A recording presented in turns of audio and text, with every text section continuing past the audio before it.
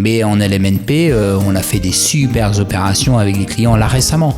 Beaucoup avec des super rendements. Ouais, donc même sans parler de défisque, juste acheter du neuf, meubler, mettre en location. Et... Surtout en ce moment avec les prix du neuf qui ont été révisés, en fait, je veux dire, t'as des remises dans tous les sens. C'est ce que je me dis là. Il y a des logements qui valaient 250 dans le neuf, tu les touches à 225. En fait, donc tu es au prix de l'ancien de l'année dernière. Donc en fait. En gros, c'est ce que tu dis, travaux, c'est que sans frais de notaire s'ils sont offerts, etc. Non, aujourd'hui, au vu du contexte des promoteurs, où c'est très compliqué, ils ont du stock, ils doivent liquider les opérations. Exactement. Ça peut être une opportunité pour les acquéreurs, justement. En chinois, le mot crise et opportunité, c'est le même mot. Quand il y a une crise, il y a des opportunités nécessairement. Et c'est plus facile. Fait que le dire. C'est plus facile pour un promoteur de baisser ses prix que pour un particulier d'accepter sa baisse de prix. Salut à tous dans ce nouvel épisode de Limo sans cravate. Aujourd'hui, on est chez Papillon Patrimoine avec Aymeric Evenot. Salut Aymeric. Salut, bonjour à tous. Donc voilà, on est très bien accueillis sur Paris pour un début de marathon d'enregistrement de podcast. Et on commence par un sujet qu'on n'a pas encore abordé dans le podcast, qui est l'immobilier neuf. Gros sujet, surtout en ce moment. C'est vrai que c'est quand même un peu au cœur de l'actualité parce qu'on sait qu'il y a pas mal d'acteurs de ce milieu-là qui sont un peu en difficulté, promoteurs, etc. Pour diverses raisons. On va les évoquer. Et voilà. Et on trouvait que c'était intéressant de faire un épisode sur le sujet pour parler déjà peut-être de l'immobilier neuf de manière générale, donc un peu les avantages, les inconvénients, peut-être comparé à l'ancien, vu que on parle souvent d'ancien dans le podcast. Évidemment. Et après, peut-être orienter un peu sur... Mais les différentes sources d'investissement dans le neuf. Ouais, c'est ça. Parce qu'il n'y a pas que la loi Pinel, finalement. Non. Ah non. Et c'est ça. Orienter plus le discours du coup sur l'investissement dans le neuf et qu'est-ce qui est, Bien sûr. Qui est intéressant, qu'est-ce qu'il faut regarder, tout ça. Ok. Ça te va le programme ? Ça me va très bien. Ok, parfait. Déjà, avant tout ça, est-ce que tu peux peut-être te présenter Papillon Patrimoine oui, tout à fait. Pour les gens qui nous écoutent. Donc, Aymeric Evenot, moi je suis cofondateur de Papillon Patrimoine. On est une start-up spécialisée dans la commercialisation de logements neufs. On a à peu près 150 promoteurs en mandat direct et 80 000 logements à vendre partout en France. Papillon Patrimoine accompagne autant les investisseurs locatifs, évidemment. Alors, tu en as parlé du Pinel, mais il n'y a pas que le Pinel. On accompagne aussi les gens qui veulent défiscaliser avec d'autres dispositifs type loi Malraux, monument historique. Et puis maintenant, on accompagne aussi également tous les gens qui veulent acheter en accession pour leur résidence principale, parce que ce qu'il faut savoir dans le neuf, c'est qu'il y a des aides. La plus connue, c'est les frais de notaire réduits, puisqu'effectivement, on va être sur 2% versus 8% de manière générale dans l'ancien, mais aussi plein d'aides à l'achat, notamment le prêt à taux zéro. On aura l'occasion d'y revenir parce qu'il a été révisé et qu'il est beaucoup plus favorable qu'il ne l'était auparavant. Justement parce que la crise, on parlait de marché compliqué, effectivement, il faut trouver des leviers pour commercialiser parce qu'on manque de logements. Donc là, le prêt à taux zéro, prêt sans intérêt 2024, dont les nouveaux plafonds sont arrivés, et puis également la TVA réduite aussi également, c'est-à-dire que quand tu achètes dans le neuf, tu achètes avec une TVA à 20. Et donc, tu as des dispositifs sur certaines conditions qui te permettent d'acheter en TVA réduite, donc avec une TVA à 5,5%, dont moins 15% sur le prix du neuf. Ça dépend de la localisation du programme. Exactement, ça dépend de la localisation du programme. Et tout ça, c'est évidemment sous condition de ressources, que ce soit pour le prêt à taux zéro ou pour la TVA réduite. Mais ce qu'on va voir, c'est que les conditions de ressources, elles ont été considérablement élevées. Donc effectivement, avant, tu avais en gros quelqu'un qui gagnait... plus de 35 000 euros, il ne pouvait pas bénéficier du prêt à taux zéro. Aujourd'hui, il peut en bénéficier même en gagnant 50 000. Donc, on est à plus de 30% d'éligibilité. On va en reparler un petit peu plus en détail après. Le taux zéro, c'est, ils ont vraiment poussé pour l'acquisition de programmes immobiliers neufs dans le collectif, parce que sur la maison individuelle, dans le neuf, c'est terminé. Exactement. Alors, c'est terminé. Donc, nous, notre travail aujourd'hui, c'est d'accompagner toutes les personnes qui souhaitent acheter dans du neuf, que ce soit pour investir ou défiscaliser, ou que ce soit pour acheter leur résidence principale. Parce que c'est vrai que c'est le neuf, par principe, c'est pas construit. Il y a des promoteurs partout, il y a des programmes complètement différents. Donc, notre travail à nous, c'est de pouvoir les orienter déjà sur ce qu'ils veulent, les conseiller, évidemment, et puis faire une sélection fine de ce qu'il y a à vendre avec eux. Donc c'est pour ça qu'on adresse beaucoup de gens, et ça partout en France. Avec 80 000 lots en 80 000 commercialisation à commercialiser. Ouais, voilà, il y a un peu de choix. Il y a du choix. On commercialise pas les 80 000, en tout cas pas encore. Ça va être compliqué d'aller jusque-là, mais on fait plusieurs centaines de ventes chaque année avec, et ça c'est très important, mais c'était dans l'ADN de Papillon Patrimoine dès le départ, des velléités d'être bienveillant avec nos clients. Donc vraiment de se dire, notre travail à nous, vous avez une envie, investir, acheter votre résidence principale. Ce que l'on va faire nous, c'est d'essayer de vous trouver les meilleures opérations. Pour les investisseurs, celles qui sont rentables, celles qui sont sécures. Et en résidence principale, c'est de correspondre au mieux à votre demande, à vos besoins. Et puis évidemment, nous faire bénéficier des aides qui sont disponibles. Parce que c'est très surprenant parfois. Il y en a qui le savent très bien, ceux à quoi ils ont droit, et il y en a qui ne le savent pas. Ouais, et puis j'allais dire, pour quelqu'un qui s'intéresse pas forcément à ce sujet-là, tu vois, qui est pas dans une mentalité investisseur ou qui va s'intéresser à ces sujets, c'est vrai que c'est vite compliqué parce que t'as des aides un peu dans tous les sens, tu sais pas trop Bien sûr. Si t'as droit, auquel t'as droit, auquel t'as pas droit, c'est vrai que... Je vais te donner un exemple, Thibaut, ça va dépendre de tes aides, de tes revenus d'il y a 2 ans, notamment pour le prêt à taux zéro, là où tu vas acheter, le nombre de personnes qui seront dans le foyer demain, et tout ça va conditionner le montant de ton prêt à taux zéro. Bon, avec des plafonds aussi également sur le prix du bien, etc. Donc non, si t'as pas les outils pour ça, c'est une jungle. Tu vas sur Internet, tu comprendras pas. Donc nous, notre travail, on a un aspect très digital aussi, puisqu'on développe aussi également des simulateurs, des solutions qu'on a mis à destination des promoteurs. Et donc, on a tous les outils pour pouvoir, à partir des données que tu vas nous donner, de te dire, ça, ce que tu peux faire, c'est ça. Ce à quoi tu as le droit, c'est ça.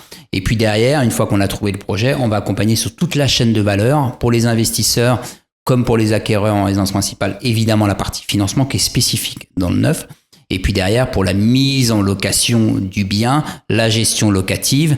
Et puis évidemment, quand tu es un investisseur, les déclarations d'impôts futurs. Donc notre travail à nous, c'est aussi de vérifier tout ça et de t'accompagner sur toute la chaîne de valeur. J'ai envie de trouver un produit, trouver un très bon produit. On a les outils pour ça. On fait des comparatifs de prix de biens entre l'ancien et le neuf pour être sûr de trouver quelque chose qui soit intéressant. Mais c'est surtout de t'accompagner derrière sur toutes les étapes d'acquisition. Et vous faites pas la gestion par contre? Alors, on fait pas la gestion, on la délègue la gestion. On a 3 partenaires qui font la gestion locative. Après, je pars du principe, on pourrait intégrer la gestion par le volume de logements que l'on vend, mais comme on a envie du meilleur aujourd'hui, si on n'a pas, c'est un métier.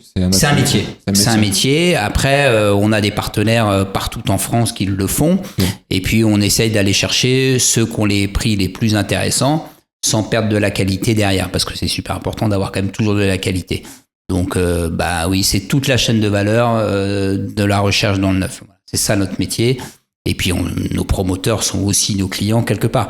Donc, nous, on a un intermédiaire entre des acquéreurs et des promoteurs. Voilà. Okay. Et qu'est-ce qui, selon toi, qui différencie l'investissement dans le neuf de l'ancien? Parce que nous, on a pas mal investi dans l'ancien pour diverses raisons. Bien sûr. Oui, et de manière générale, on en parle souvent et on le conseille souvent aux gens qu'on accompagne nous. Bien sûr. Mais on l'a vu juste avant dans notre petite discussion en off. Oui. On n'est pas dogmatique nous, c'est-à-dire qu'on pense qu'il y a des opportunités un peu dans tous les secteurs. Ouais. Mais du coup, finalement, parce que le peu qu'on a vu en neuf, en tout cas dans nos entourages, donc c'était souvent programme Pinel, tes parents qui achètent ça parce qu'ils savent pas trop par où commencer. Ils se renseignent pas forcément sur l'actif, sur l'emplacement, on leur vend un truc un peu de rêve et au final ils se retrouvent après 9-12 ans de détention avec un truc qui a perdu de la valeur ou qui en tout cas qui n'a pas pris, tu vois. Bien sûr. Donc voilà, je sais qu'il y a beaucoup de gens qui ont cette image-là du neuf. Oui.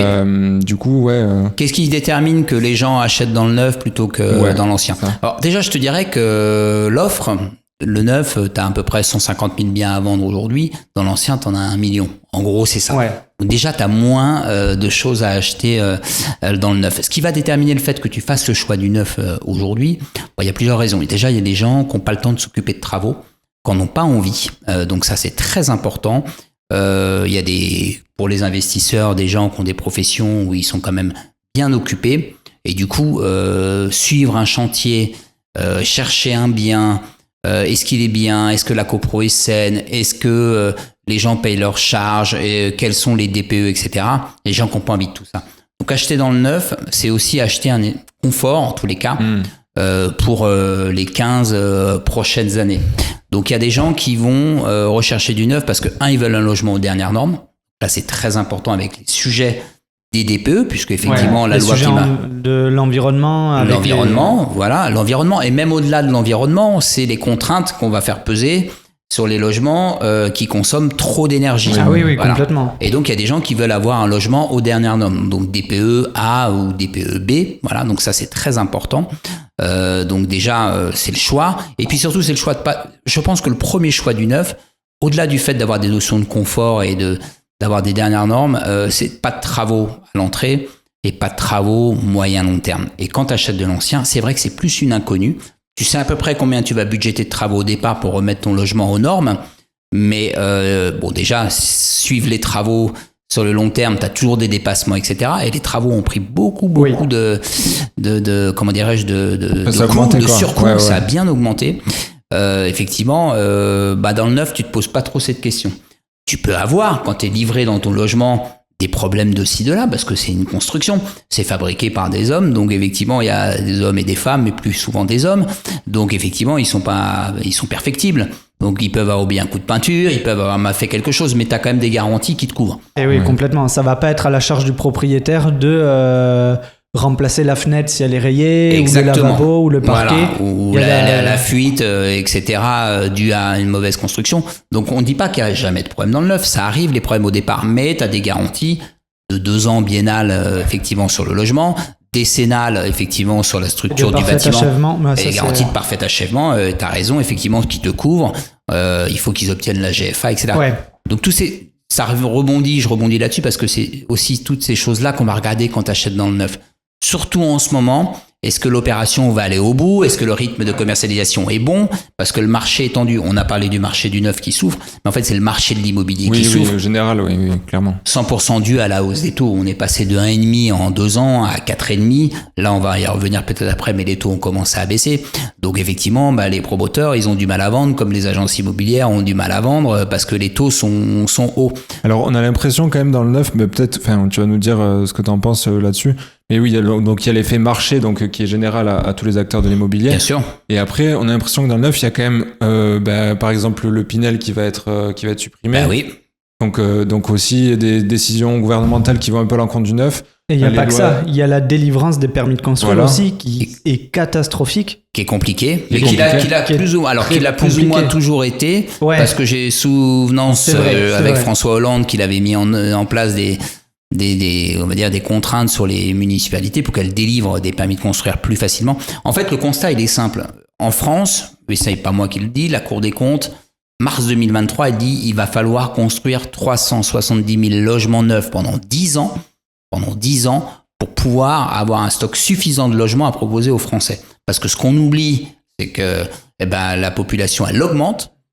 Là, on fait des enfants en France, la population, elle vieillit aussi, donc elle reste plus longtemps dans son logement, et il y a de l'immobilier qui est ancien, vétuste et inadapté pour demain.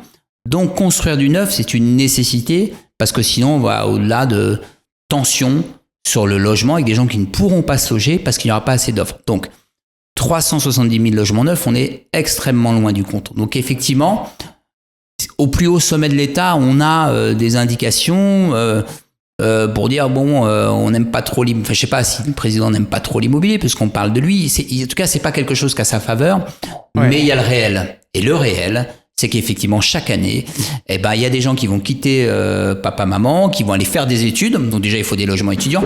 Et puis quand ils commenceront leur vie active, il va falloir qu'ils trouvent des logements. Et de toute façon, on n'a pas le choix que de construire des logements. Et toutes ces aides dont tu parlais, Pinel, etc., évidemment, c'était pour soutenir la production de logements neufs, parce qu'on en a besoin pour loger les gens demain.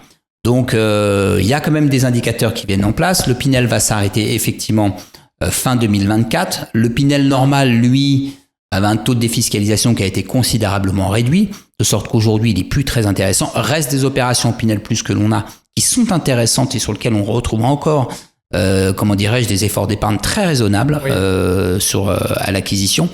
Maintenant, quid de 2025, la fin du Pinel? Je ne sais pas. Il se trouve quand même que là, on est en avril, on est fin mars 2024 au moment de l'enregistrement de l'émission.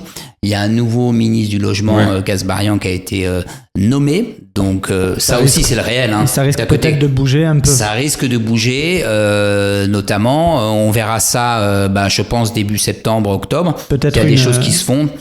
Peut-être une nouvelle loi Cellier. Peut-être une nouvelle loi, alors qui serait... Alors bon, là, c'est des bruits un peu de couloir. Pas forcément en crédit d'impôt, mais on va revenir sur un système d'amortissement qu'on pouvait avoir avec l'Eurobien, où effectivement, tu vas pouvoir déduire de tes revenus du travail une partie du montant du bien qui te fait mécaniquement baisser ton impôt.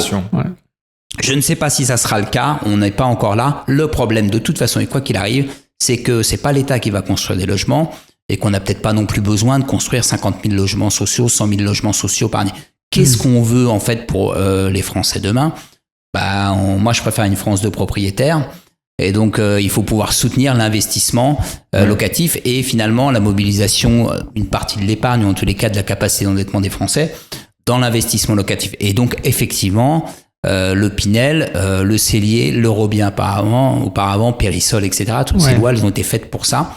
Elles sont efficaces en réalité, contrairement à ce qui peut être dit. Efficace pour l'État ou pour l'épargnant quoi. Alors efficace pour construire du logement. Oui, ça c'est sûr. Efficace pour l'État aussi, puisqu'effectivement quand tu fais un logement neuf, on le sait, on achète, je l'ai dit en introduction, un logement avec de la TVA, c'est un neuf. Alors après on pourra rediscuter de ces choses-là. Peut-être qu'il faudrait pas de TVA sur le bien ou une TVA réduite. Il y a plein de pistes qui sont ouvertes, mais l'État quand il fait un cadeau fiscal, il récupère ailleurs. Donc on le sait, ça produit le logement, il y a 20% de TVA qui est récupéré. Les recettes fiscales, en tous les cas de l'immobilier, elles ont baissé parce que le marché était à tonnes pour les raisons qu'on a évoquées de taux plus élevés. Mais en 2000, si je dis pas de bêtises, j'ai regardé ça il y a pas longtemps, en 2022, un article 95 milliards de recettes fiscales l'État, 35 milliards d'euros de subventions. Donc on est sur une balance qui est ultra positive. Ouais, c'est pour ça qu'effectivement t'es un peu décontenancé par ces choix politiques, mais ces choix politiques, ils sont confrontés au réel. Donc, t'as beau ne pas aimer l'immobilier, il se trouve que là, t'es obligé de nommer un ministre du logement parce que tu vois bien qu'il y a une crise. T'es obligé de faire un super PTZ pour les gens pour soutenir l'activité dans le neuf. Donc, le réel, c'est ça, en fait. Ouais, carrément. Et comme tu disais, juste pour que les gens puissent accéder aussi à la propriété, quoi. Bien sûr, les aider à accéder à la propriété. Et puis les aider à accéder à... Moi, c'est ce qu'on a effectivement avec les clients. Mais en fait, les avantages du neuf, ils sont ultra nombreux. Oui, certes, je te rejoins.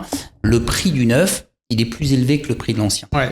Mais le prix de l'ancien, qu'est-ce que c'est ? Quand tu achètes un bien qui vaut 150 000 euros, aujourd'hui, c'est pas possible d'avoir un bien sur lequel tu vas pas faire des travaux. Ça n'existe pas, tu vas devoir faire des travaux sauf si tu as été un logement qui a été totalement refait, mais du coup tu vas le payer plus cher que ton ancien classique déjà. C'est ça. Donc tu vas avoir des travaux pour le remettre aux normes. Si tu es un investisseur, il va falloir pouvoir le louer. Donc pour pouvoir le louer, il vaut mieux que tu sois sur un bon DPE tout de suite. Donc ça sert à rien de faire des travaux à l'économie quand tu fais de l'investissement locatif. Autant faire des vrais travaux tout de suite, parce que si tu les fais à l'économie, tu les referas 3 ans, 4 ans plus tard, etc. Donc le neuf, effectivement, t'as pas de travaux quoi, déjà à gérer, donc ça c'est quand même un super avantage.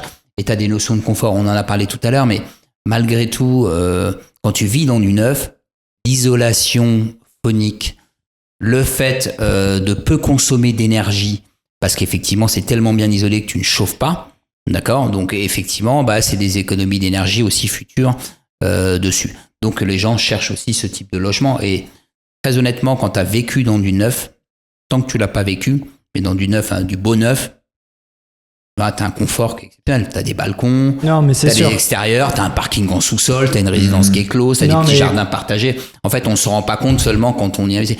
L'ancien, c'est compliqué même de trouver de l'ancien, parce qu'effectivement, l'ancien, il y a à boire et à manger dans l'ancien. C'est vrai, mais nous, déjà, tous les deux, on habite dans du neuf.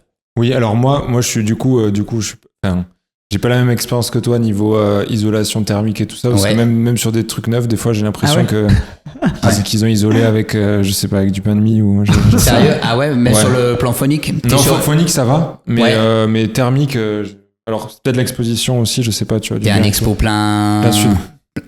Ah ouais, t'es une exposition plein sud à Toulouse. Voilà. Donc peut-être celle-là. Alors tu sais que les derniers logements, là maintenant on était sur la réglementation thermique 2012, aujourd'hui on est sur la réglementation environnementale 2020. Toi c'était 2012, RT 2012. RT 2012 était construit quand ça je ne sais pas, mais effectivement la RE 2020 qui vient de sortir. C'était 2018.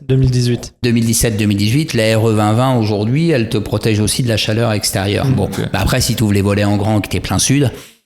là, il n'y a pas grand chose à faire. Si t'as un soleil, il fait 40 degrés dehors, si t'as ouvert les volets, c'est vrai que c'est un confort après. C'est vrai que je suis d'accord avec toi. Un usage d'habitation, c'est déjà les appartements sont construits donc directement pensés pour leur usage. Bien sûr. Et puis bon, on pense aussi, comme tu disais, aux places de parking, à l'extérieur, machin, ce qui n'est pas forcément le cas dans l'ancien. Ton digicode, la copro qui est neuve, etc. Bon voilà, après effectivement. Mais après, c'est comme tout. J'ai promoteur aussi. Il y a des définitions qui peuvent être différentes en fonction de l'opération, etc. Mais normalement, les normes, en tous les cas, d'isolation, etc. Mais là, parce que t'es plein sud et que t'es à Toulouse. À un moment, tu vois, sauf avoir. Mais après, en termes d'usage et d'habitation, je te rejoins. Mais après, pour un investissement, du coup. Alors, parce que après, il y a plusieurs profils d'investisseurs aussi. Bien sûr. Tout ne correspond pas à un Pinel, par exemple. Nous, ça va pas forcément nous intéresser. Pour le moment. Bien sûr.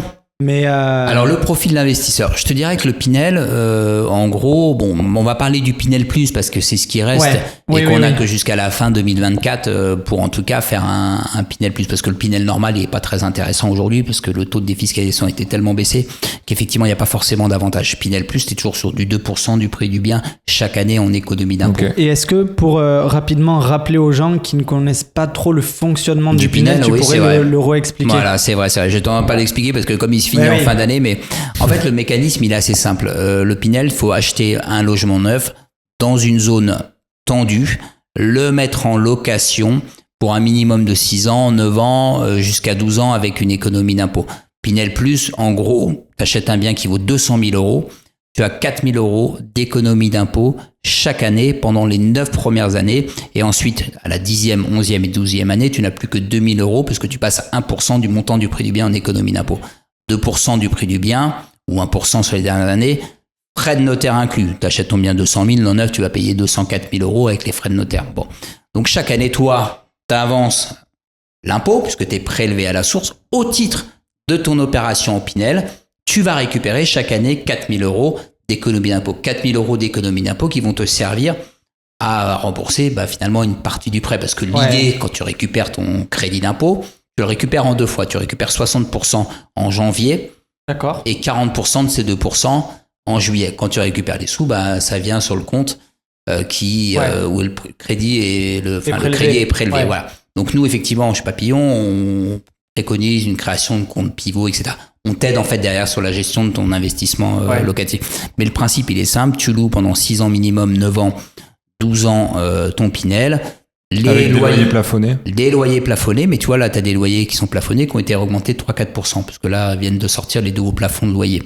Location nue obligatoire. Location nue obligatoire, pas de meublé, évidemment. Autre avantage, c'est que tu peux bénéficier de la défiscalisation en Pinel et switcher sur un régime meublé. Après, du coup. une fois que tu as des... Au bout des 9 ans, par exemple. Au bout des 9 ans, exactement, et tu switches sur un régime en meublé et tu reprofites de l'amortissement dès le départ sur le prix de vente. De la totalité du bien. De la totalité du bien. Voilà. Pour rappeler le LMNP à l'amortissement, peut-être qu'on peut faire un rappel là-dessus, aussi pour les gens qui nous écoutent. C'est toujours bon. Assez simplement, le LMNP à l'amortissement, tu loues en meublé, tu déclares au réel et tu vas venir chaque année en face de tes loyers imputer une charge fictive qui est l'amortissement comptable de la valeur du bien. En gros, tu prends 80% de la valeur du bien que tu divises par 25 et chaque année, tu vas venir devant tes loyers mettre cette charge-là.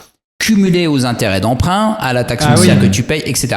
Et l'idée du LMNP à l'amortissement, c'est de ne jamais avoir de fiscalité sur les revenus locatifs que tu perçois, puisqu'effectivement, il n'y a rien de plus fiscalisé que les revenus immobiliers, que le bénéfice foncier. Pourquoi ? Parce que tu as ta tranche marginale d'imposition. Si tu es mis à 30 ou tu es mis à 41 ou 45, en gros, tu fais 10 000 euros de bénéfice foncier, tu as 3 000, 4 100 ou... tu as au moins le tiers qui part, quoi. Sans prendre en compte les prélèvements sociaux de 17,2%. Et tu viens effectivement rajouter, en plus de tes 4 000, allez, on va dire, mettons que tu sois sur une TMI à 30, tu as 10 000 euros de bénéfice, donc 3 000 euros d'impôt, plus 1 720 euros. Donc, en gros, sur tes 10 000 euros de bénéfice foncier, tu as 5 000 euros, tu as la moitié qui est en impôt.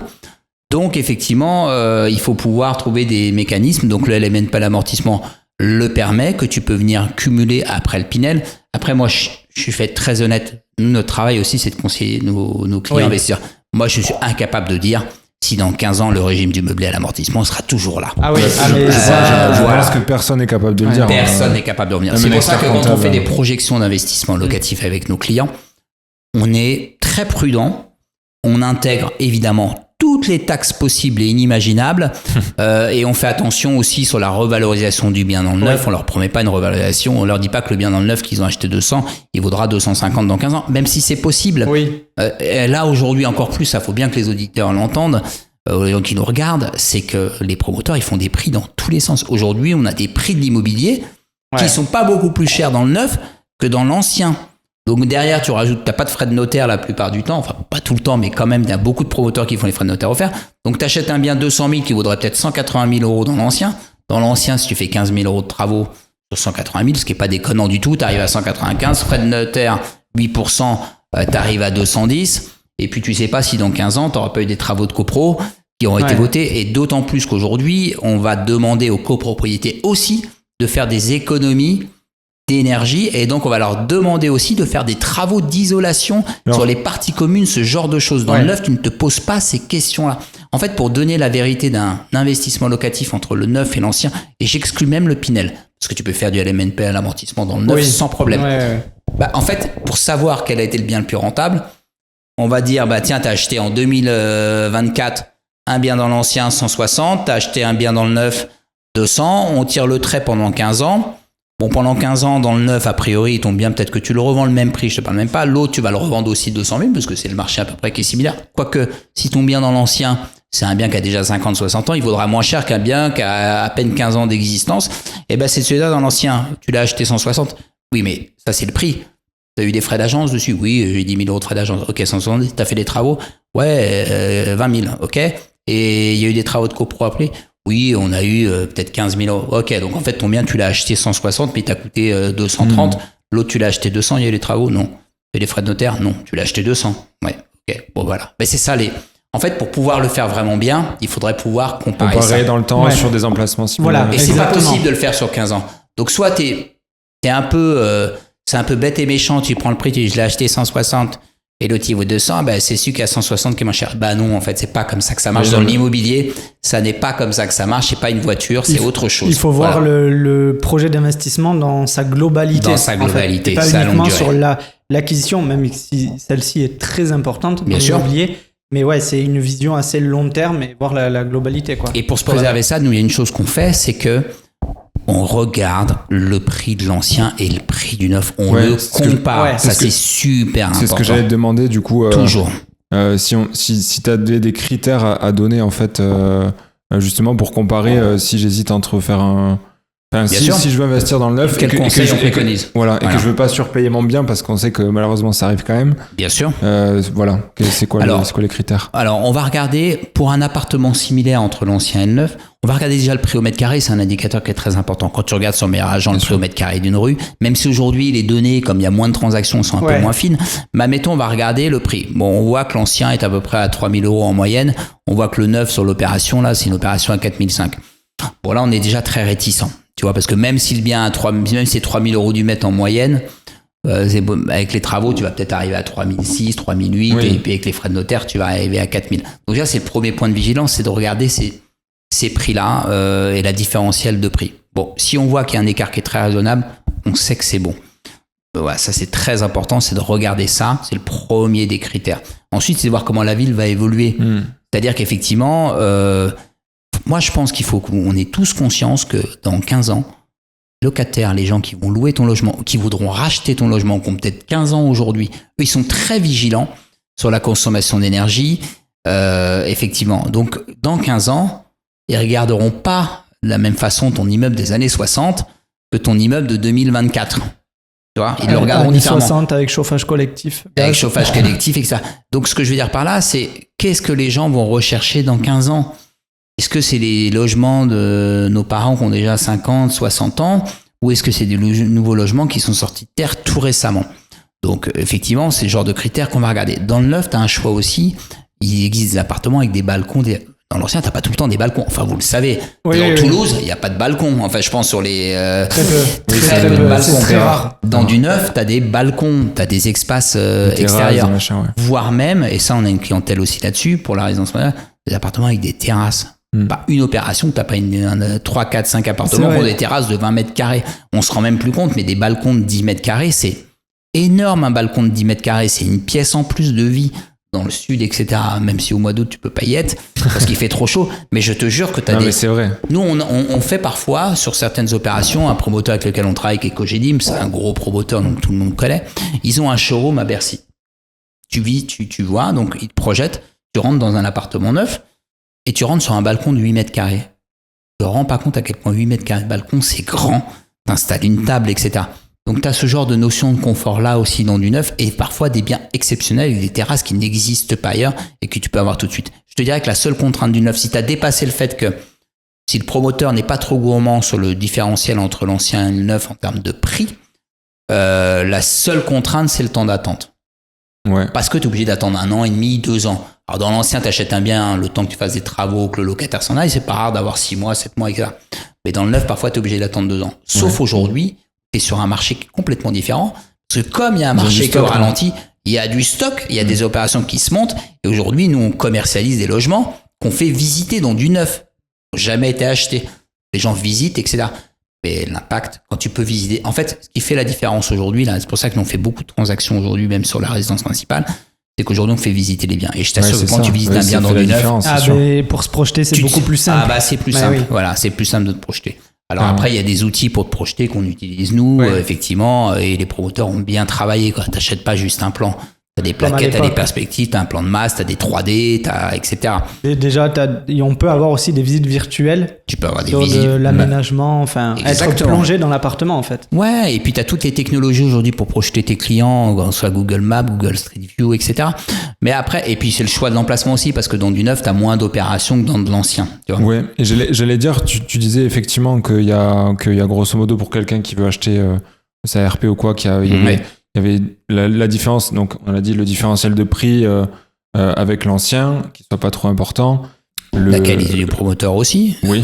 Voilà, il y a des promoteurs qui font des meilleures finitions. Je parle pas des normes qui sont obligés de respecter d'isolation, mais la qualité des finitions, des parties communes, les parties pris de choix des matériaux, les etc. Cuisines, tout, les cuisines, tout. Il y a quand même des différences Donc ça, tu disais aussi tu disais l'attente. Et moi, ce que je vois aussi quand même comme grosse différence, alors tu vas peut-être me corriger si je me trompe, mais c'est vraiment sur l'emplacement.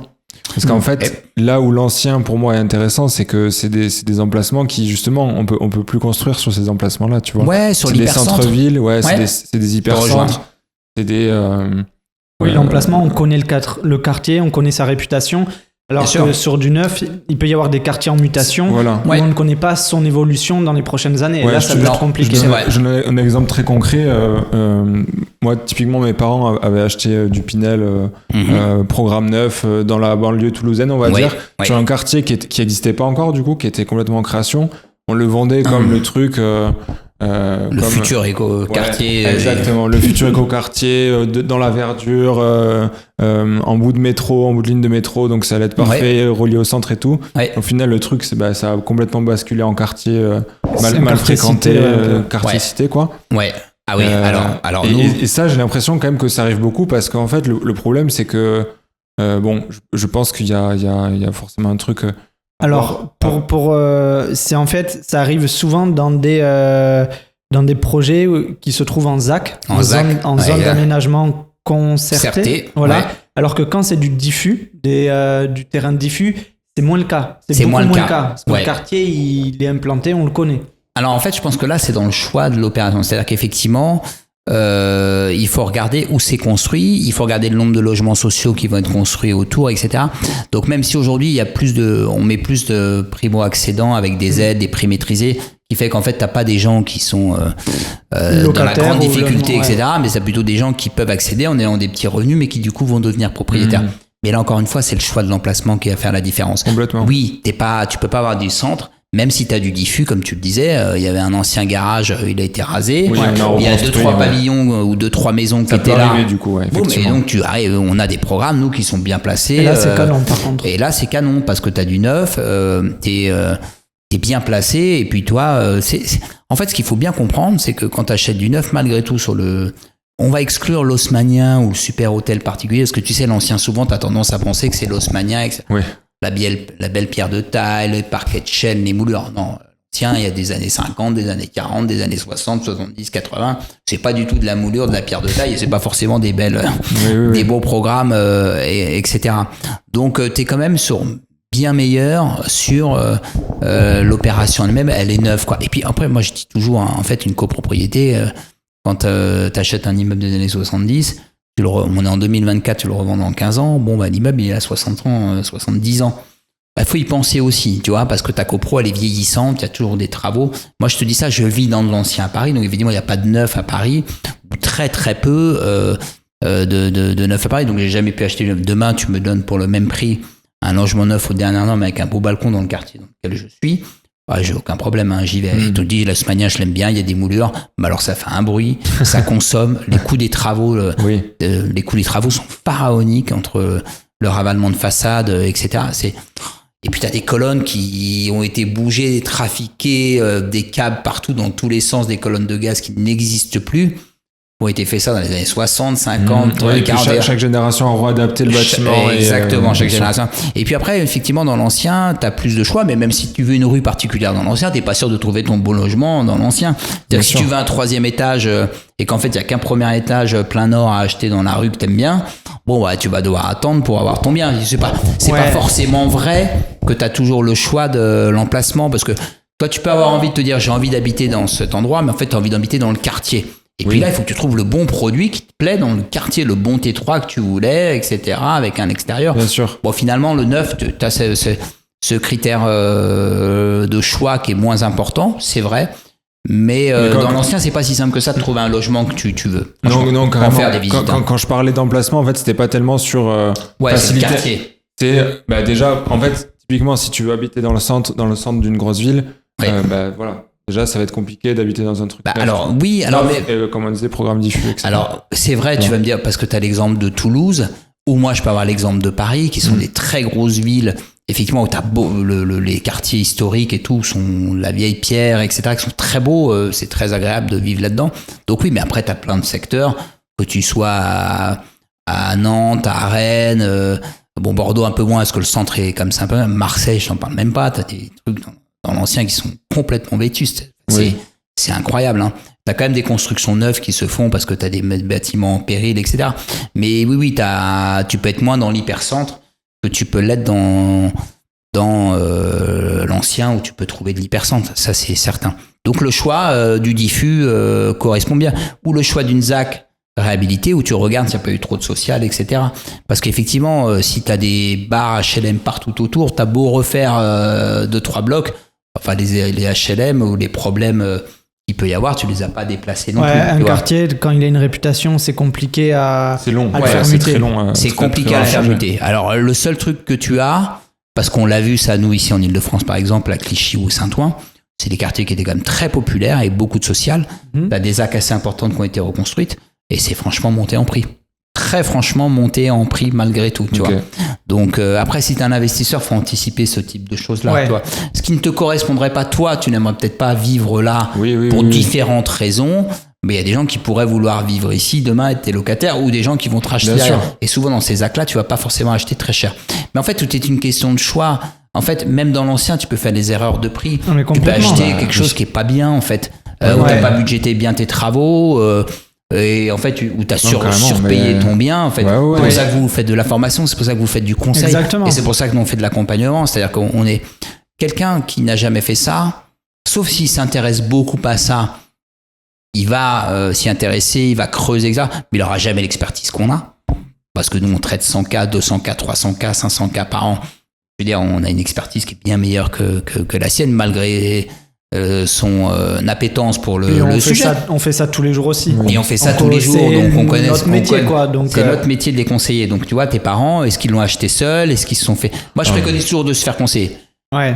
Alors, vaut mieux un mauvais conseiller qui va te donner des mauvais conseils, donc qui vont te permettre de dire ok, je suis pas ce qu'il fait. Je pense que c'était ça. Et puis, si tu sens que tu l'as pas senti, ton conseiller, t'en prends un deuxième. Et tu verras bien les différences, etc. Ou alors t'écoutes les podcasts que l'on enregistre, qui donnent des bons conseils justement pour le choix. Mais je pense que de toute façon, se faire accompagner, c'est important. Je vais dire pourquoi, parce que le programme 9, nous, on les vend au même prix que chez le promoteur. S'il y a des remises à avoir, on les aura.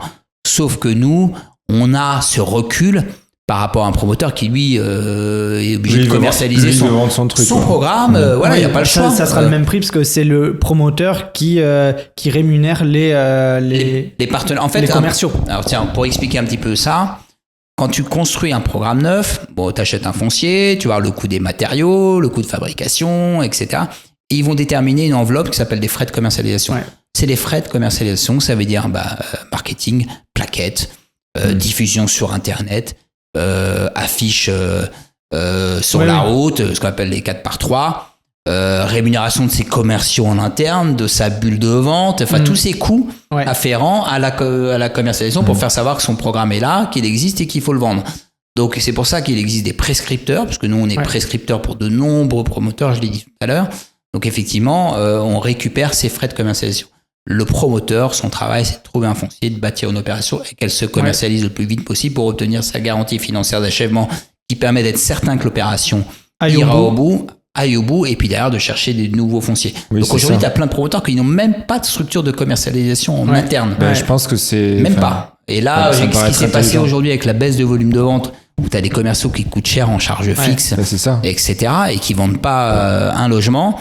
Bon, là, il y a de plus en plus de délégations à la prescription. Ce qui est un peu changé, alors tu me trompes parce que c'était à l'époque quand j'y bossais, enfin à l'époque, bien sûr. C'était il y a 2-3 ans, quoi. Il y a 3 ans, mais avant, les honoraires de vente, du coup, ils n'étaient pas forcément réglementés. Et là, ils sont capés à 10%.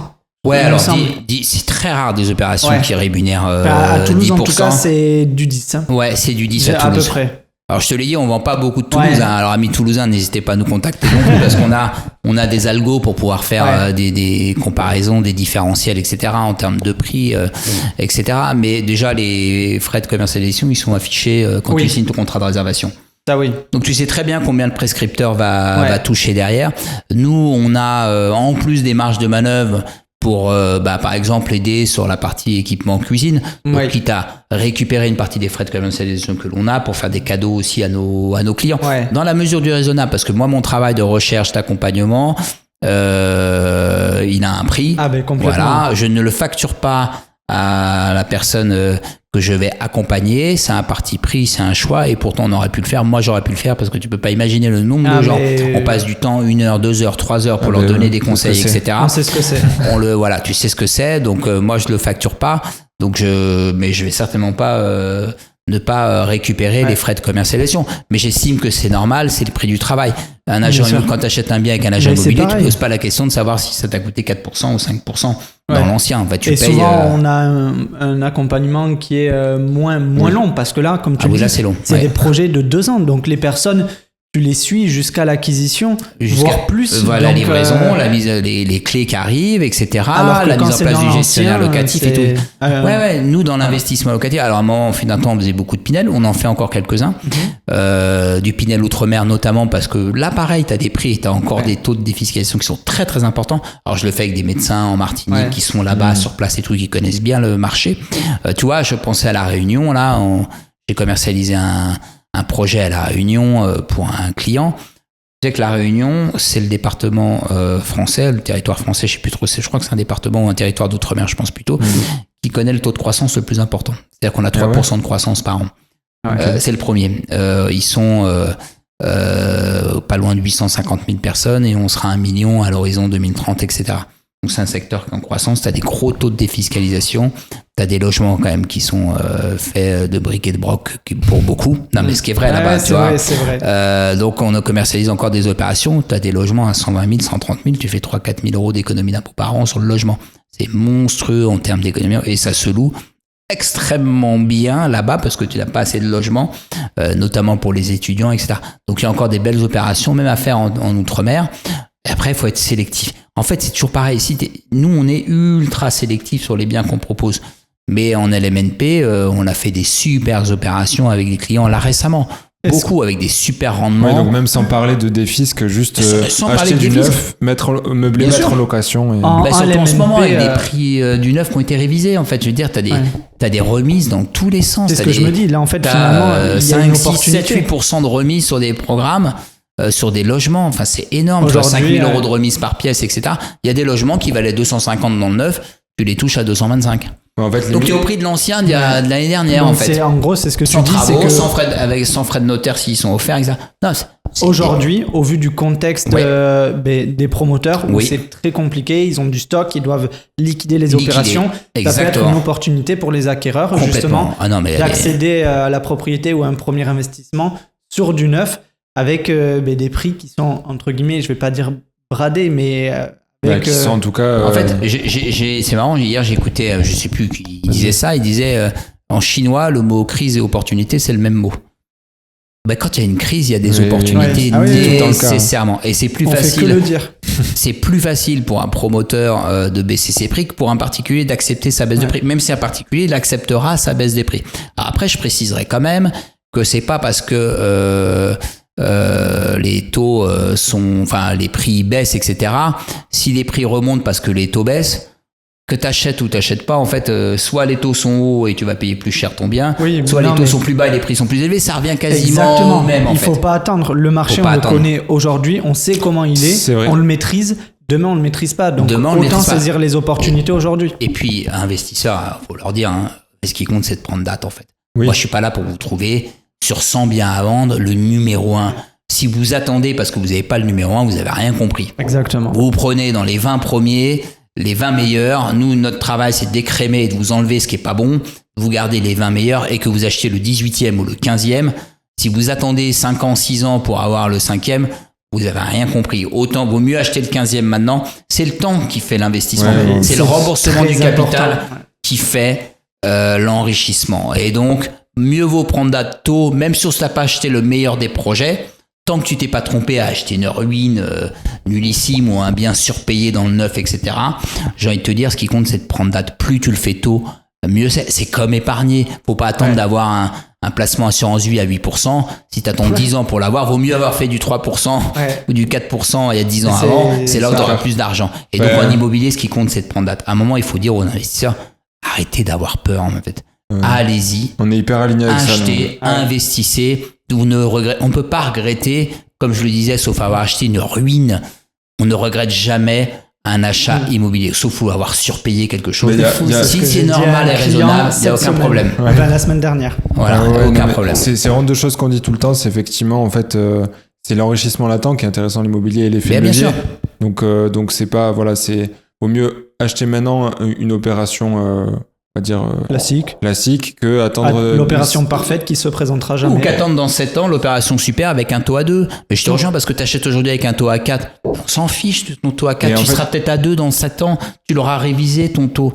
Tu auras amorti 7 ans de capital. Mais vraiment les taux, c'est un gros sujet chez les gens, parce qu'ils ont été aussi mal habitués dans les dernières années. Des taux à 1,5, mais c'est ça, effectivement.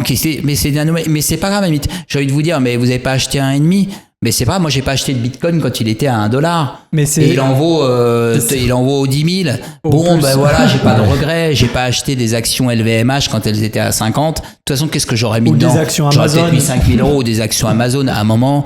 Ce qui compte, c'est de le faire. Mais ces mêmes gens qui disent que les taux sont trop élevés, c'est les mêmes gens qui n'ont pas acheté quand les taux étaient à 1,5. Mais bien sûr. Parce que les prêts étaient trop. Mais en fait, mais ça, nous, pour auditer beaucoup de gens, on voit bien, moi je suis capable de dire tout de suite la personne qui va faire ou qui va pas faire. Oui. En fait, j'analyse je regarde un peu, parce qu'on fait une étude patrimoniale avant. Pour les investisseurs, je précise, pour les accédants à la propriété, c'est autre chose, même si on va leur demander leur revenu d'il y a 2 ans pour voir quelles aides ils ont droit, etc. Mais un investisseur, je vais regarder, ok, il a jamais fait d'immobilier, il gagne très bien sa vie, il a beaucoup d'épargne. Ça, c'est une alerte.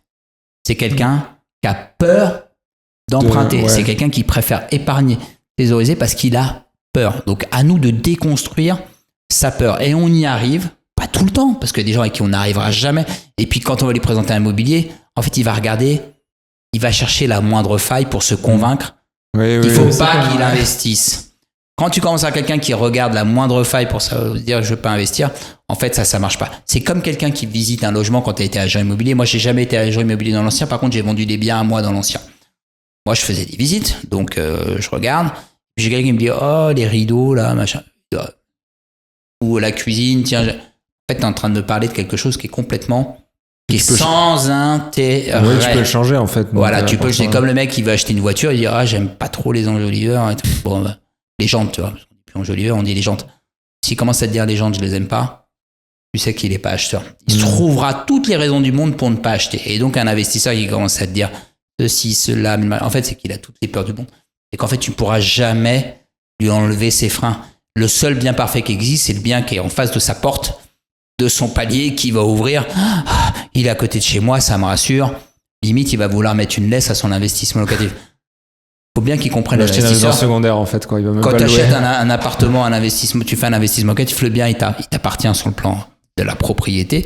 Tu le rembourses et tu as des loyers quand tu es dans l'ancien, ou tu as des loyers plus, l'ancien ou le neuf d'ailleurs, où tu as de la défisque derrière, mais très honnêtement, le bien il t'appartient plus.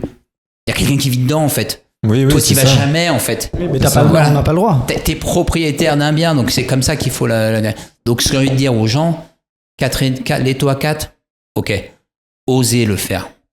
Tant qu'on vous vend pas un EHPAD au milieu de nulle part, ou un appartement avec une copropriété en ruine, où tu sais que si on t'a conseillé un bien, et un bon bien, et que tu vois que l'écart est raisonnable, c'est ce qu'on fait. Fonce, fais-le en fait. Comme tu disais, c'est prendre date, que ce soit dans l'ancien ou dans le neuf. Bien sûr. Et surtout, très important, c'est l'acquisition, quoi. C'est ne pas surpayer son bien. Et ça, c'est vraiment très important parce que, bien sûr, en vrai, c'est le seul moyen de sécuriser son investissement. Bien sûr. S'il y a des travaux, il faut aussi un peu prévoir le budget travaux, etc. Bien sûr. Mais ça revient à la même chose, c'est que la performance de ton investissement, c'est juste à quel prix tu l'as acheté. Bien sûr. Et à quel point c'est limite, même j'ai envie de te dire, Thibaut, si tu l'as acheté un peu plus cher disons que tu l'achètes 200 000 et que tu aurais pu l'acheter 185. Tu l'as surpayé entre guillemets, tu vois. C'est-à-dire que tu aurais pu l'avoir à 185, tu l'as acheté 200. Bon, moi j'ai envie de te dire, tu vas louer 2 ans de plus, mais c'est les loyers que tu perçois derrière qui remboursent ton bien. Et j'ai envie de même te dire, un bien que tu as fait un investissement locatif, tu l'as acheté 200, tu le revends dans 20 ans 180 000 euros. À partir du moment où ça a été quasiment remboursé intégralement par tes loyers, t'as rien perdu du tout. Si tu mets 15 000 euros d'apport, t'as gagné 180 000 euros.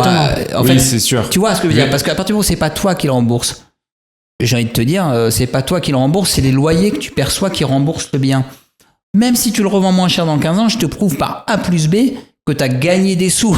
Oui, mais tu as gagné des sous. En fait, c'est ça que ça veut dire. Actuellement, avec l'effet de levier, c'est sûr. L'effet de levier. Et c'est ça qui est magique dans l'immobilier. Et c'est ça qui est magique dans l'immobilier. Mais quand même, moi, en fait, quand je fais un investissement. Et tu feras une meilleure opération si tu le revends 220. Et il y a plus de chances que tu le revendes 220. Tu auras gagné encore plus que prévu. Mais même un bien à 200, puis pendant 15 ans, tu l'as loué, que tu as remboursé que 10% et que tu as un locataire qui a fait 90%. Même si tu le revends moins cher, c'est pas toi qui as remboursé. Non, mais tu as quand même gagné 100 000 ou 110 000 euros.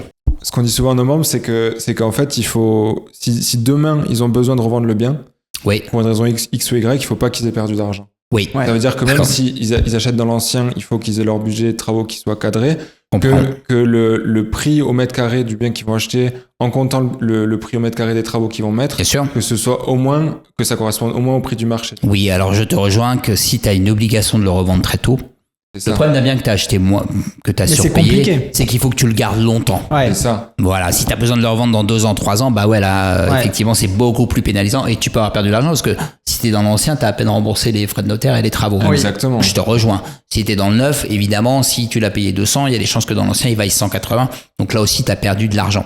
Donc effectivement, c'est une notion de temps. Un bien que tu as surpayé, t'as payé trop cher, écoute, il va falloir que tu le gardes 10 ans, 15 ans, 20 ans. Donc voilà, il faut l'avoir en tête. Faut l'avoir en tête. Il faut pas avoir le besoin de revendre immédiatement ton bien. Mais déjà, j'ai envie de te dire, si tu es dans cette situation-là, n'investis pas. Si t'es déjà dans je ne sais pas ce qu'il sera de demain, mais des fois ça tu fais pas. Des fois c'est des imprévus. Ouais, ça peut arriver dans des accidents de la vie, des imprévus, etc. Mais après, je vais te dire un accident de la vie qui soit vraiment sérieux. Je parle même pas de notion de chômage parce que c'est pris en charge par l'assurance décès, même la perte d'emploi la perte d'emploi est prise en charge. Et puis tu peux décaler pendant 6 mois ton prêt, aussi également de faire de pas avoir de mensualité. Moi, je l'avais fait pendant le Covid. Tu sais, pendant le Covid est tombé, je me suis dit tiens, je vais décaler de 6 mois, machin. Bon, bah voilà, tu peux le faire, effectivement. Et puis, si t'arrive vraiment un gros accident, bah, comme on dit, effectivement, t'as l'assurance décès invalidité. Donc, il y a décès, dans le pire des cas, invalidité, tu peux plus exercer ton activité professionnelle. T'étais menuisier, t'as une main en moins. Bon, effectivement, c'est un peu terminé la menuiserie pour toi. Donc, il va falloir que tu te réorientes, etc. Mais j'ai envie de te dire, où t'es au chômage. T'avais un bien, en gros, qui te coûte 1 000 euros de crédit. Et avec la taxe foncière, les charges qui te restent à payer, machin, etc. Donc, tu dois donner 1 200 euros par mois. Tu avais un bien que tu louais 900. Donc, tu avais un effort d'épargne de 200, 300 euros. Tu te retrouves au chômage. Tu vas être capable quand même de ressortir toujours 300 euros. Et je te parle même pas de la personne qui a de l'épargne de côté. Tu vois, les accidents de la vie, oui, mais ton bien, il se loue. Regarde, demain, tu as un crédit sur ta résidence principale, tu es locataire. Tu payes 1 200 euros de loyer, tu te retrouves au chômage. Donc, tu avais un salaire à 3 000, tu te retrouves à 2 000. C'est plus ric et rac parce que tu as toujours tes 1 200 euros de crédit. Ouais, non, c'est sûr. Bon, bah, tu as plusieurs choix qui peuvent s'arbitrer. Mais pour rembourser, tu peux louer ton bien 1 000 euros par mois et tu passes, tu le mets en location, tu retournes chez papa, maman le temps d'eux. Tu vois, en fait, toujours des marges de manœuvre. Et c'est pas propre à l'investissement locatif.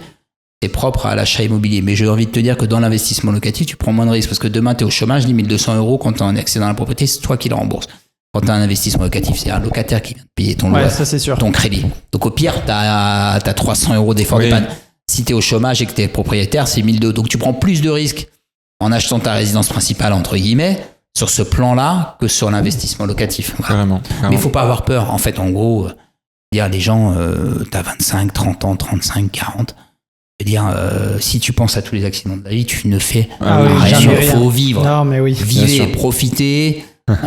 Pour ceux qui ont envie de faire un peu de patrimoine, et c'est nécessaire, il faut le faire. C'est pas une obligation dans la vie, mais les retraites quand même sont biaisées. Nous, être réduites, faites-le. Investissez, faites-le. On n'a pas de boule de cristal, mais on part du principe que notre génération, en tout cas, on n'est pas du tout sûr de voir une retraite un jour, tu vois. Non, t'es pas sûr. Donc on préfère essayer de se la construire nous-mêmes. Exactement, tu la construis toi-même. En tous les cas, de toute façon, quoi qu'il arrive, avoir un bien d'investissement locatif, dans 10, 15 ans, 20 ans, tu récupères 100 000, 150 000 euros, tu les places sur une assurance vie à 3%, elles te ramèneront 3 000, 4 000 euros par an de revenus supplémentaires. Tu as envie demain de t'acheter, quand tu pars à la retraite, tu as envie de quitter ta ville de Toulouse et tu as envie de t'acheter une maison avec piscine dans le Pays Basque, c'est pas le même prix. Bon, et si tu as fait un investissement locatif ou deux, tu récupères, ils valent 150 000 euros chacun, tu as 300 000 euros d'amorçage pour faire quelque chose. Ça te fait l'apport. En fait, je connais personne qui... les 10% d'apport. Tu vois, j'ai personne qui refuse une augmentation. Ou demain, quelqu'un va me dire, je te fais un chèque de 200 000 euros, mais tu le touches dans 15 ans. Tu vas pas lui dire non, tu vas lui dire oui, et puis on va attendre 15 ans. L'immobilier, c'est un peu ça. C'est investi, et puis c'est un chèque à longue distance que tu toucheras dans quelques années. Voilà. C'est ça. Voilà. Il y a une question qui m'est venue là dans ce que tu as dit tout à l'heure. C'est vrai qu'on n'en a pas parlé parce qu'il y a une école, il y a 2 grandes écoles dans l'immobilier. Tu as l'école cash flow, l'école plutôt patrimoniale.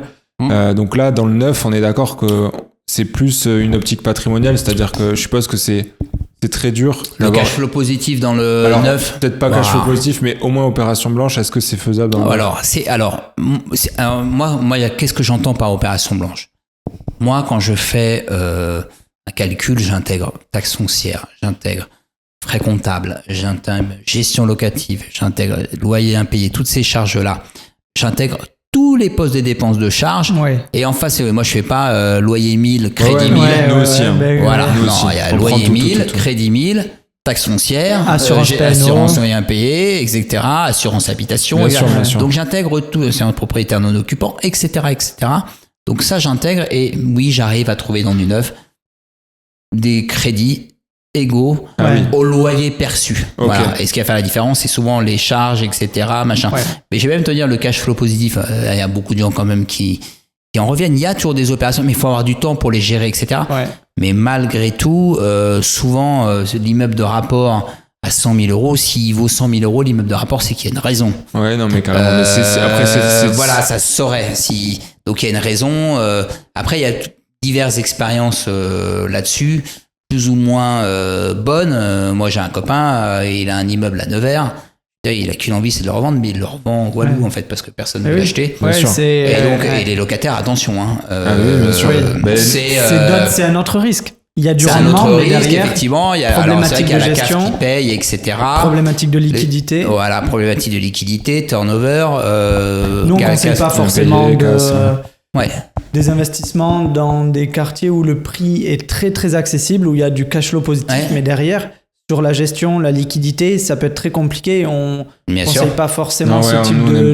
Il y a toujours... on est un peu entre les deux, quoi, tu vois. Ouais, mais il y a toujours, même après, la colocation qui marche bien, etc. aussi, mais il vaut mieux privilégier un beau T4, un beau T5 dans du neuf. Je veux dire, on avait des appartements à Rouen, des T4, T5 à 250 000 euros dans du neuf. Je veux dire que ça, tu loues ça aux étudiants, la chambre, tu la loues 400 euros sans problème. Et c'est qualitatif.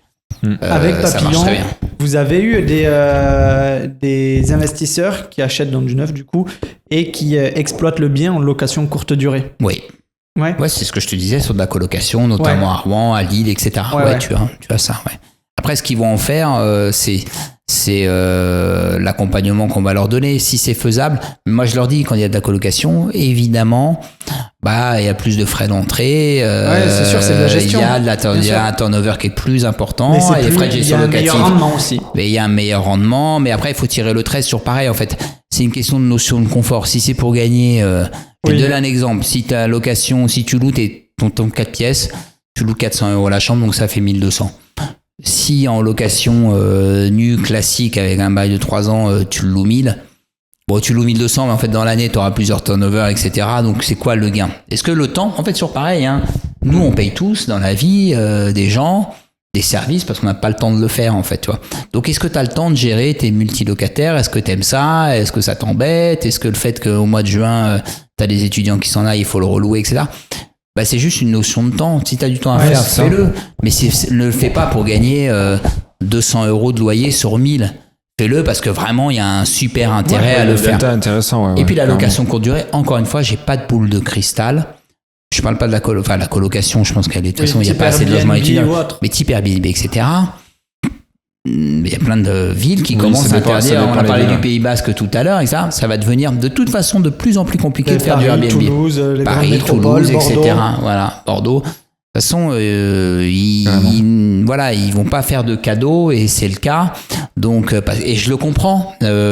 Pays Basque, à un moment, je regardais pour acheter. Je me dis tiens, je vais faire du Airbnb, tu vois, là-bas. Et puis je conseille des programmes parce que quelqu'un m'a demandé. Et je regardais les logements à louer. Et j'ai dit, mais il y a 4 annonces de logement, il y a 4 appartements T3 à louer là-bas, sur ce secteur-là, c'était Anglette en l'occurrence. Je me dis, mais pourquoi il y a que 3 T3 à louer? C'est quand même une grosse ville, il y a du monde, etc. En fait, parce que tout le monde fait du Airbnb. Qu'est-ce qu'a fait la commune? Elle a dit, stop. Mais stop, les gens peuvent pas se loger en fait. Mais pour le coup, le Pays Basque, c'est particulier, mais c'est vrai que pour les locaux, c'est horrible, quoi. C'est horrible pour le local, c'est horrible. Nous, on a un pote qui voulait chercher et c'était très compliqué. On a un pote qui voulait déménager là-bas. Il a reporté le projet parce qu'il a il n'y a rien à louer. Oui, parce que tout le monde a mis en Airbnb. Donc je comprends aussi les villes qui disent non, stop en fait.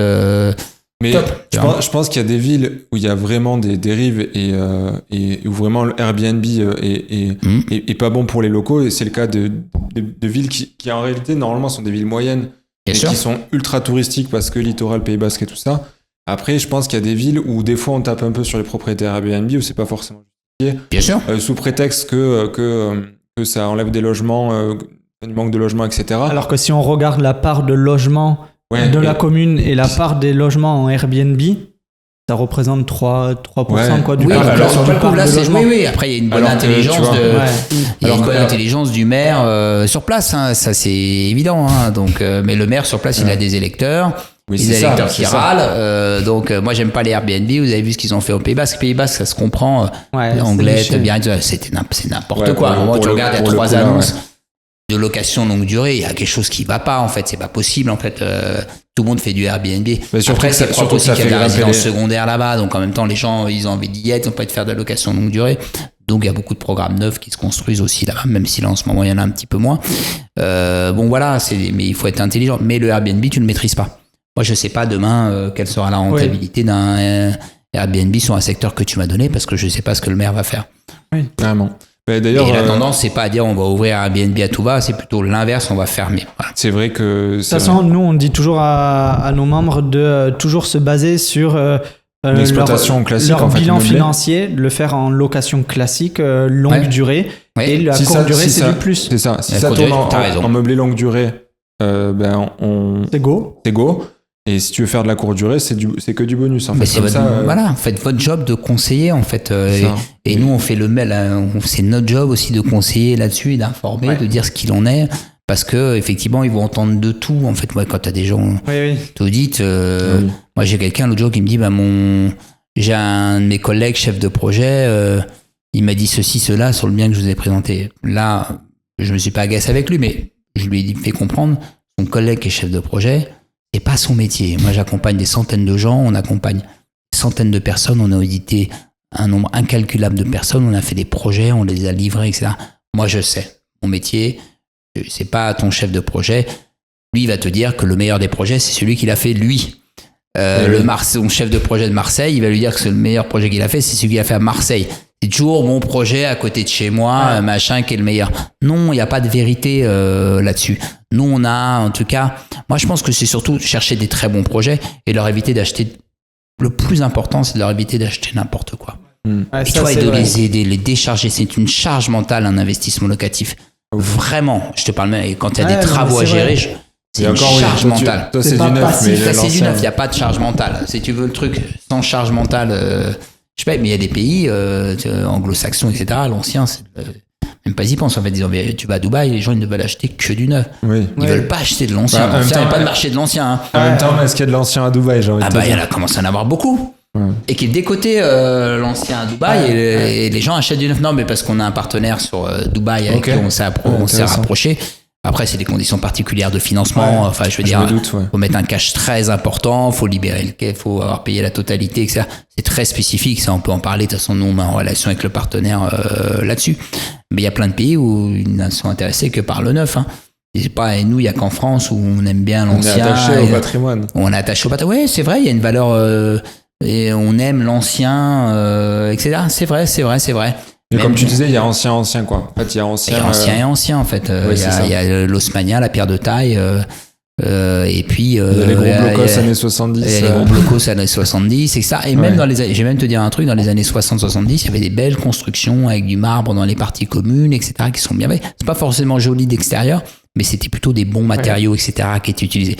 Mais là encore, ça dépend du promoteur de l'époque, etc. Vraiment pour le coup. Donc nous, on fait aussi le choix des promoteurs, on les connaît tous. On regarde la gamme, les projets, les produits, etc. En fait, on regarde tout. Quand tu vas conseiller quelqu'un, tu vas regarder le bien tu vas regarder l'entièreté de la résidence, combien il y a de logements. Tu vois, c'est un investissement locatif, on va privilégier les petites résidences.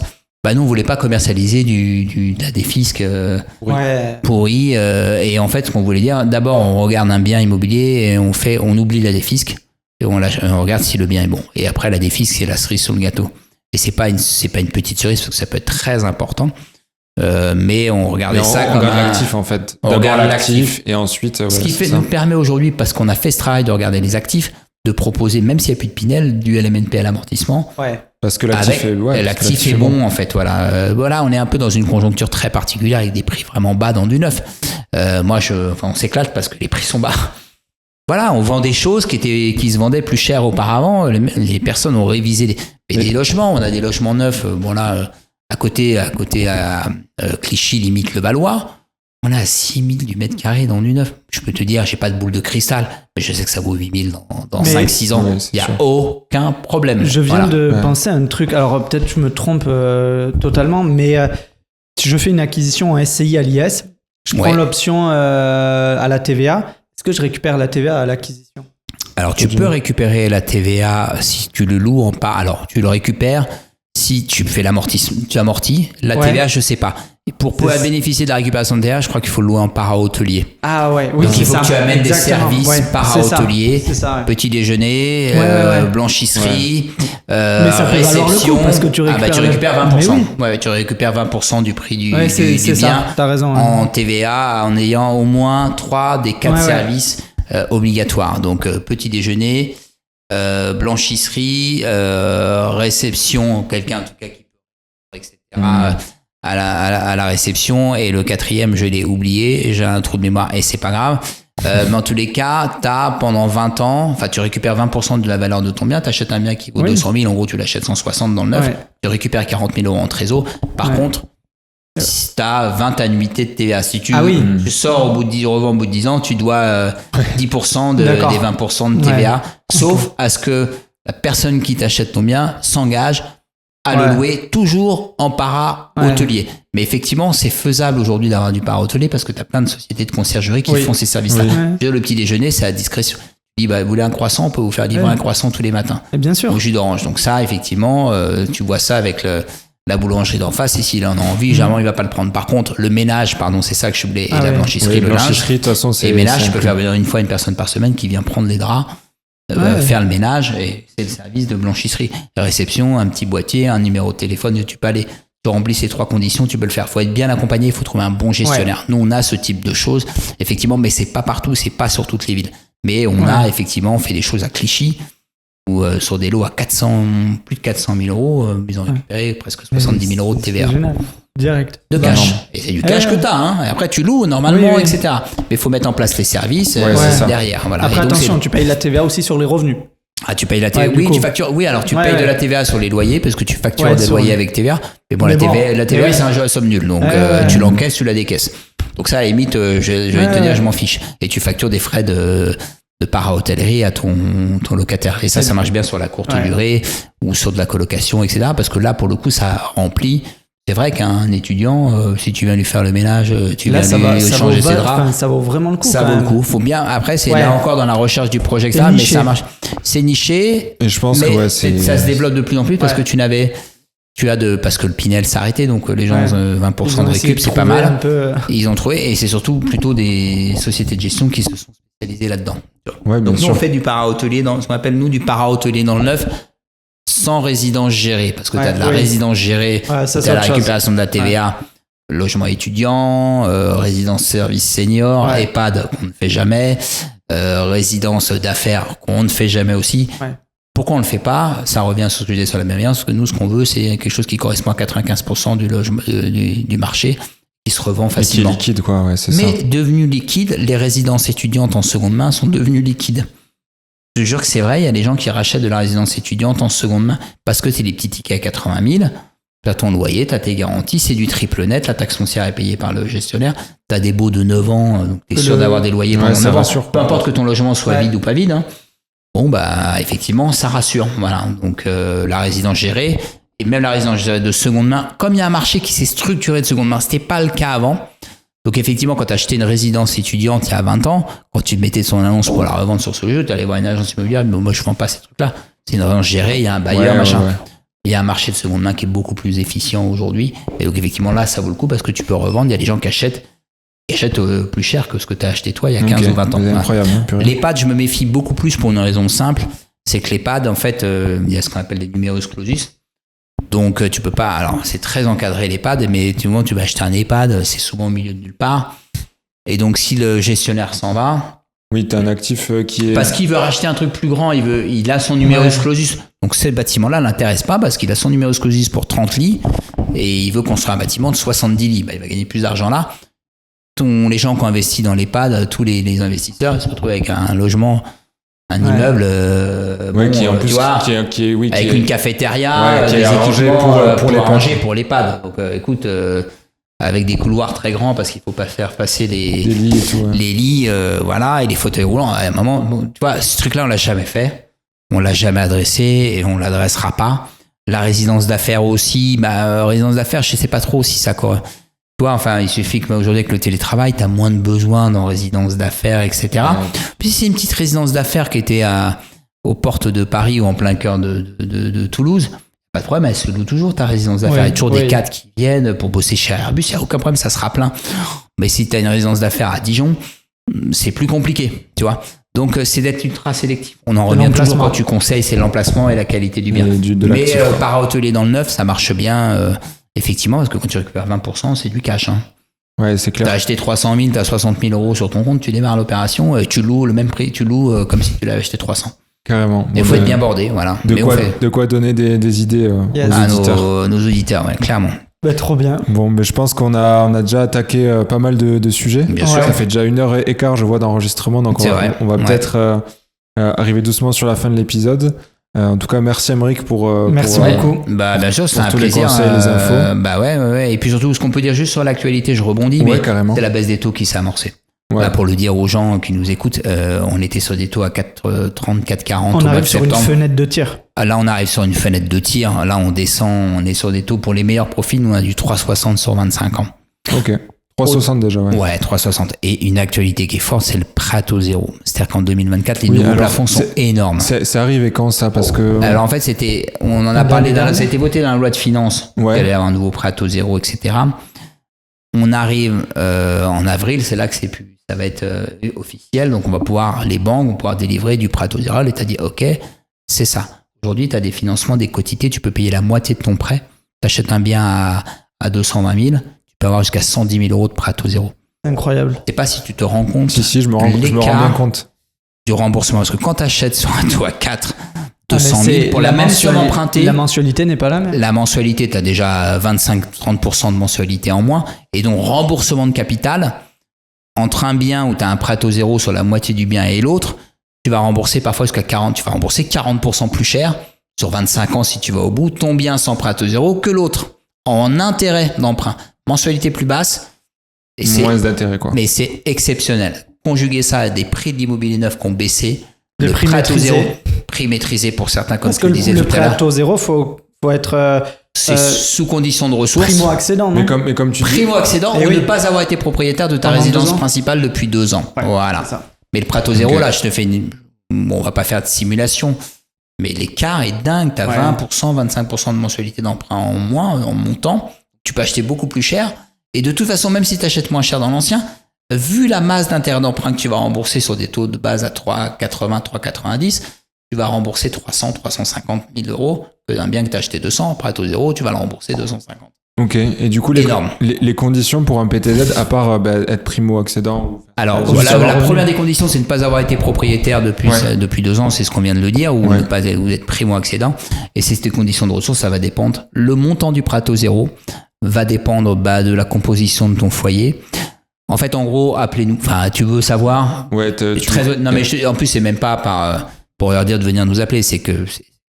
Pour regarder en détail, ça dépend de tellement de critères. Mais beaucoup de gens sont éligibles. On a fait, tu peux gagner 70 000 euros par an, être avec un enfant ou 2, tu as droit au prêt à taux zéro. C'était inenvisageable avant. Hein. C'était vraiment pour les primo-accédants avec des petits revenus ou des revenus moyens, on va dire, parce que petits revenus, t'empruntes pas. Mais revenus moyens, classe moyenne, on est monté sur de la classe moyenne plus. C'est en gros, entre guillemets, tu as plus 30% d'augmentation de plafond. Ok. Donc l'idée c'est vraiment il faut vite faire du neuf. Donc ça durera combien de temps, ça j'en sais rien, mais disons que la conjugaison du super PTZ, moi je l'appelle PTZ 2024, je l'appelle le super PTZ parce que très honnêtement quand on fait les calculs c'est exceptionnel. Conjugué avec la baisse des taux et conjugué avec la baisse des prix du neuf, donc c'est exceptionnel. Selon toi, on arrive à une période ciseau où les prix du coup ont baissé. Les prix ont baissé, les promoteurs n'ont pas augmenté encore parce que malgré tout t'as pas encore le marché s'est pas redynamisé. Il y a beaucoup d'inertie dans l'immobilier. Donc effectivement, ils auraient pu se dire nous on va augmenter un peu nos grilles parce qu'avec ce super PTZ, non ils l'ont pas fait encore. Est-ce qu'ils le feront en septembre, octobre? Alors il est possible que moi ce que je pense, c'est-à-dire que quand on commencera à dire que les taux seront à 3 à la fin de l'année parce que c'est à peu près l'horizon qu'on se donne et ce que les économistes pensent, effectivement il y a tous ces gens qui n'ont pas acheté, qui sont restés bloqués, qui n'étaient pas finançables. Ils sont dit, je vais pas acheter d'immobilier, qui vont revenir à la charge. C'est ça. Parce que, il y a des signaux négatifs. De, pour l'instant, je vais pas emprunter les taux. Et puis, à un moment, ça commence à savoir qu'il faut racheter. Puis, à un moment, toi, tu avais envie d'acheter ta résidence principale. Arrête de payer des loyers pendant 2 ans, 3 ans encore. Tu veux investir, fais-le maintenant. On en a parlé tout à l'heure, c'est le temps. C'est la notion de temps, elle est plus importante que la qualité du bien.